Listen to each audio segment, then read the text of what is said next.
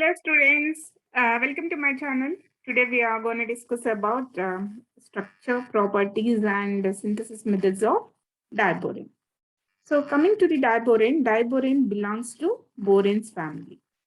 So we know boranes. So boranes are the family of compounds which are having only boron and hydrogen. Okay, so we know BH3. But BH3 doesn't exist, students. The reason is it is very unstable. The reason is if you see in BH, the central atom is boron. Now calculate how many electrons are there with boron in the valence shell. So 1s2, 2s2, 2p1, right? 3 electrons in the valence state, valence shell at the central atom plus 3 electrons with 3 hydrogens. 1s1 hydrogens. Together 6 electrons. That means what? It is not satisfying octet. So it is not satisfying octet rule. That is the reason why it is said to be highly unstable. And moreover, you can say it is electron deficient. That is the reason why even diborane also behaves like Lewis acid student. Okay, so coming to the next compound in boron formula is diborane, where it is having 2 borons in it. Now let us discuss the properties of diborane first. So properties, physical properties and chemical properties. Coming to the physical properties, it is said to be a gas, students. That too, it's a colorless gas. It is a colorless and toxic gas. So it's a colorless and toxic. And it is highly inflammable, students. Highly inflammable. That means what? It undergo reaction with oxygen easily and gives us energy. So let us see that reaction here. Diborane reacts with oxygen and gives us oxide of boron, and water. Okay. So in this case, we are going to get a high energy, that is negative 2165 kilojoules per mole. So the high amount of energy will be released in this case. And so next, it is also behaving like a Lewis acid. So we just now I told you because it is electron deficient, so it readily accepts the electrons. So it accepts the electrons. That's why they said to be Lewis acid. Okay. So next, coming to the boiling point of this one. Boiling point of diborane is 180 kelvins. Okay, these are few physical properties. Now let us see the synthesis methods or preparation methods. So preparation methods of diborane.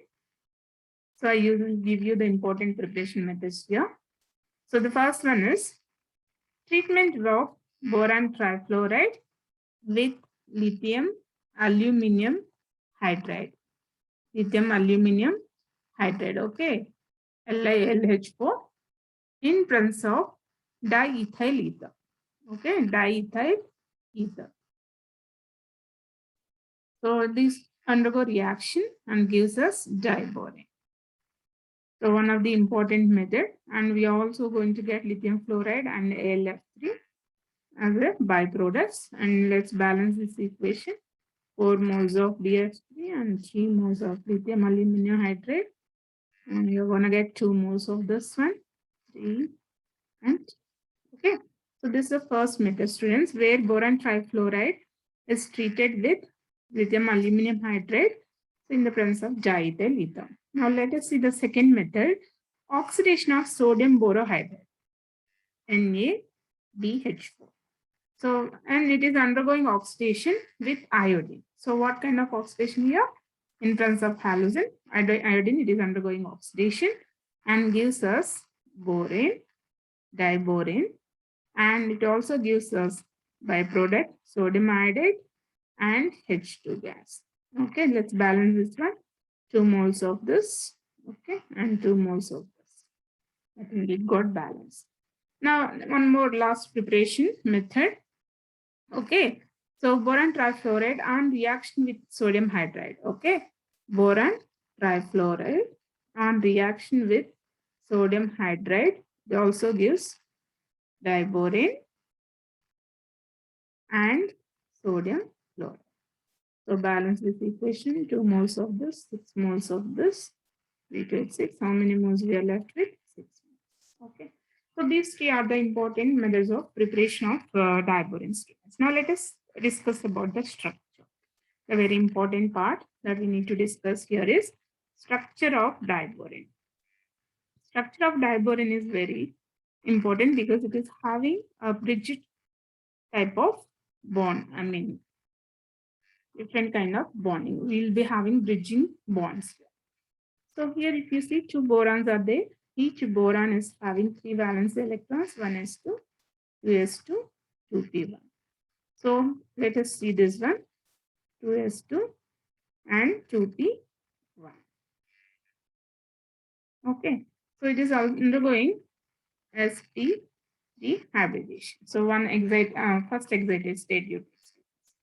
So first excited state. When you take first excited state, you are going to get 3 valence electrons, unpaired electrons. So one of the electron from S will be excited to P and one empty orbital. So it undergoes sp3 hybridization.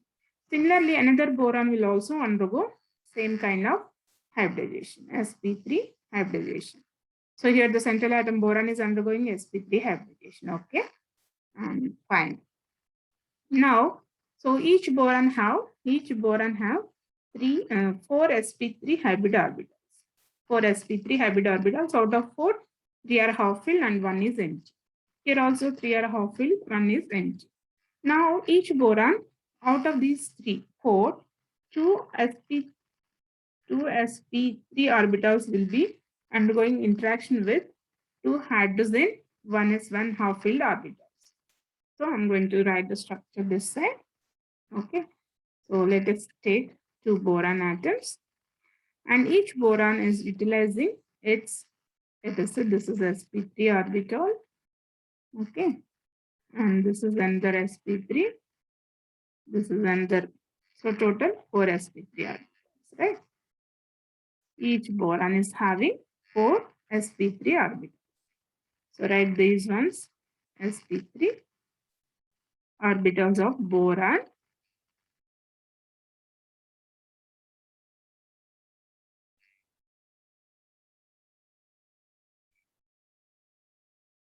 And here only 3 of them are having half filled, 1 is empty. Let us say it is having 1 electron on it.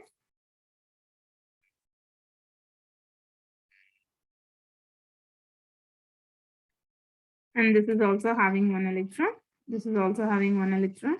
1 electron. Now this is also having 1 electron and this is having 1. Now the borons, 2 sp3 hybrid orbitals which are having unpaired 1 single electron will undergo hybridization with hydrogen 1s1 orbital. Similarly, here also it undergoing. So this is hydrogen atom 1s1. It is giving an electron to this. So 2 hydrogen bonds we are getting. Hydrogen 1s1. This is hydrogen's 1s1.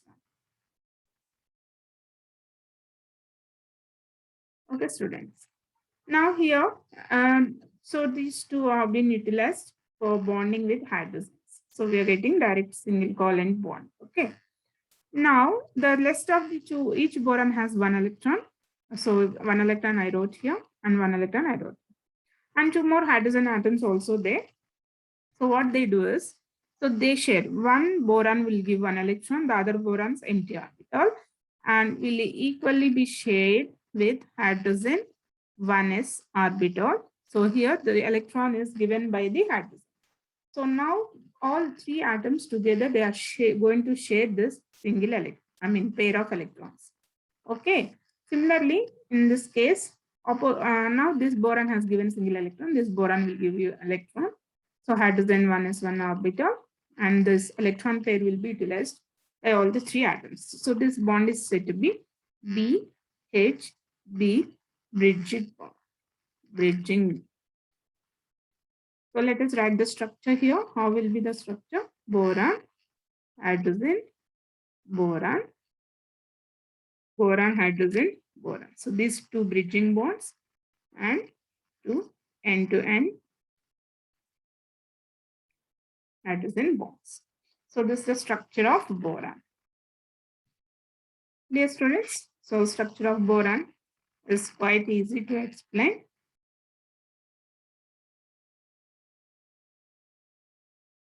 They have 4 boron hydrogen bonds and 2 boron hydrogen boron bridging bonds. They may ask you question on this. So how many bridging bonds are there? In boron, you can say 2 bonds. Okay, how they have been formed? So one boron is sharing single electron, the other boron is giving empty orbital, sp3 orbital, hydrogen giving its one single electron. So there 3 atoms have been shared this single electron pair. So that's why it is said to be a bridging bond. Dear students, so that's all about diborane. Hope this lesson will be helpful for you. All the best.